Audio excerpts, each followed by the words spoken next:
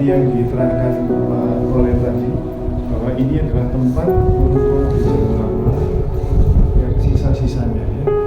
Saudara perlu ketahui bahwa gereja mula-mula itu orangnya sedikit, banyak di antara mereka miskin. Mereka tidak punya gereja, mereka juga tidak punya Alkitab, mereka tidak ada punya alat untuk komunikasi seperti kita. Tidak ada juga alat transportasi. Alat transportasinya hanya unta yang pelan ya. Tidak seperti kita yang sekarang cepat. Dan mereka tidak punya media, spanduk. Mereka tidak punya alat-alat yang memungkinkan mereka memberitakan Injil. Mereka kecil dan harus menghadapi kekaisaran Romawi yang kuat. Dan tidak ada sebuah organisasi pun waktu itu yang bisa melawan kekaisaran Romawi. Nah, gereja yang kecil ini mestinya bisa dihancur, dilumatkan begitu saja. Ya, tapi karena anugerah Tuhan dan kuasa yang dianugerahkan gereja mula-mula ini bisa berkembang, saudaraku. Apakah mereka tidak bercocok tanam? Bercocok tanam. Mereka ada yang berdagang, mereka juga ada yang bekerja di ladang, beternak. Tapi kenapa gereja mula-mula dulu itu walaupun dianiaya kanan kiri, dihantam kanan kiri, dilarang, dikejar-kejar, ada yang dibunuh, tetapi tetap mereka tidak berhenti memberitakan Injil Yesus Kristus.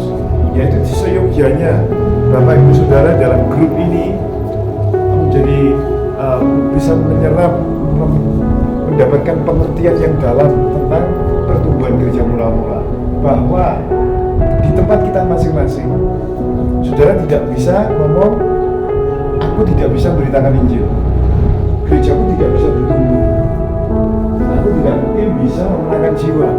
Itu semuanya adalah omongan iblis ya, yang membuat kita ini mandek. Jadi orang Kristen hanya menyerap di gereja tapi tidak berbuat apa-apa.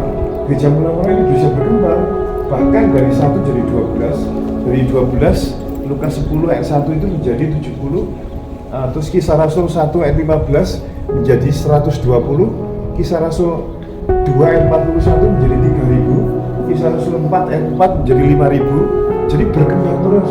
Jadi mari kita ikut terjun mulai pekerjaan walaupun banyak tantangan ya. Walaupun kita mungkin dianiaya. Jadi orang Kristen yang tidak memberitakan Injil sama sekali itu berdosa. Apalagi orang Kristen yang sampai mati tidak memenangkan satu jiwa pun, ini naif namanya.